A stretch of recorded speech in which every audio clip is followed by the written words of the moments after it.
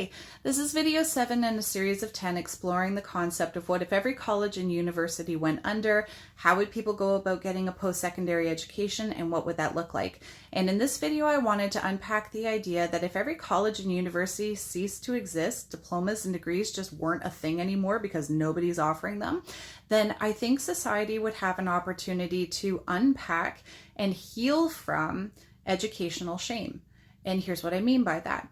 There are some very, very bizarre messages that I've encountered around education, and I'd be really interested to know, share in the comments, have you encountered any of this as well?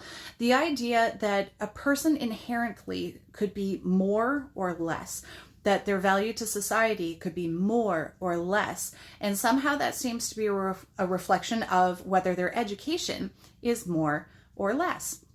And so this idea that if you want to be a contributing member of society, that if you want to be experiencing more success in life, anything that involves more or better seems to involve more education. And while, yes, growth and education do contribute to more in life, the language is off. So here's what I would suggest. Lifelong learners get more, can offer more. Because the more you're growing, the more you have to share with others. The more knowledge and skills you have, the more you're able to pass on. And the more that you're able to personally benefit from, that your family is able to benefit from, that your community is able to benefit from.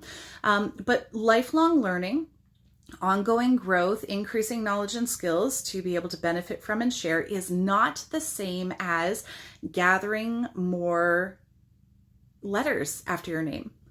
It's not about gathering more pieces of paper. It's not about expanding your portfolio. So what's going on then?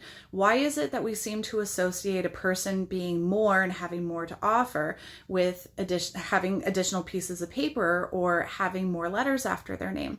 So educational shame, I've encountered just different stories where people have been phenomenally intelligent people, but they have deep, deep, deep shame and are afraid of the topic coming up, the question coming up, did you go to college or university? They're afraid to say no, because then what will people think of me? And yet if you hear them talk about the things that they're passionate about the things that they've pursued learning on their own, or they have found other learning opportunities outside of a post-secondary institution, they are so incredibly intelligent and have so much to offer and so much value to share with the world. It breaks my heart. I really don't like the idea of, people being out in the world, being their phenomenal selves and making a difference in the world in the way that only they can. They're filling this really unique role. And as they make the world a better place, here they are thinking that somehow they're less. I'm not okay with that. So I think educational shame is something that is worth talking about and is worth taking a look at. How do we do better?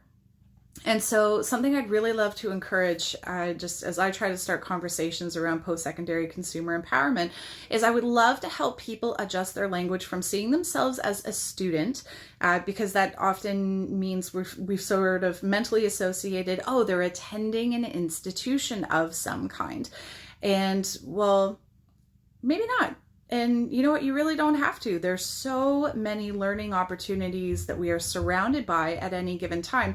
If we start thinking of ourselves instead as lifelong learners and really pursue engaging in learning opportunities as they present themselves and go looking for them, actively pursue them, lean into them, then that's where we're able to continually grow, and growth is a sign of life. I think it's possible for lifelong learners to just experience, these amazing lives that they're proud of and help bring other people to life by passing their knowledge and skills on. So taking a look at that then, what would be less then? If more is life and growth and pursuing more knowledge and skills and sharing, then what would that new sense of less be? I think we would be able to recognize when something's going wrong, when something isn't good, when we can say, you have stopped learning. When somebody goes, I know enough and that's good enough, I'm done, and then they just kind of coast and become stale, I think that's when we'd be able to recognize that's the problem. You stopped learning, you stopped growing. When we take a look at somebody who, sees, well, what I know is better and better than you, better than yours, and looking down on somebody, the attitude, that I think is where we would be able to recognize, like, that's less. That is a terrible learning attitude to have. The person you're looking down on has things that they could teach you if you just, get off your high horse and listen to them for a bit. So I think we'd be able to recognize that's the terrible learning attitude.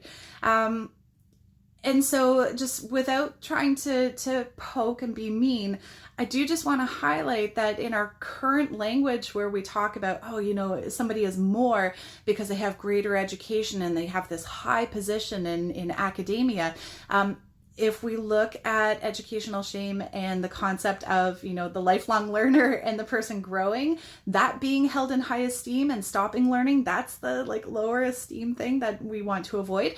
There are so many professors, people who are teaching in post-secondary institutions that have stopped learning. And that's problematic. So it's a much larger subject, a much larger conversation that I think is worth having.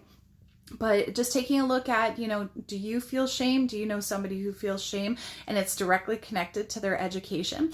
Then, let's start unpacking this and help people heal, because growth is a sign of life. It's supposed to be something that, contributes to our sense of loving life. Love the way you learn. And if there's anybody out there that's not how they feel about their education, or their education has hurt them, they have shame around that topic, then let's help people heal. So that is what I have to say in this particular video. If you have questions, comments, thoughts on the subject, please share them. And please make sure to like the video, follow me here for more videos like this and more post-secondary consumer empowerment. And I just hope you have a fabulous day. All the best.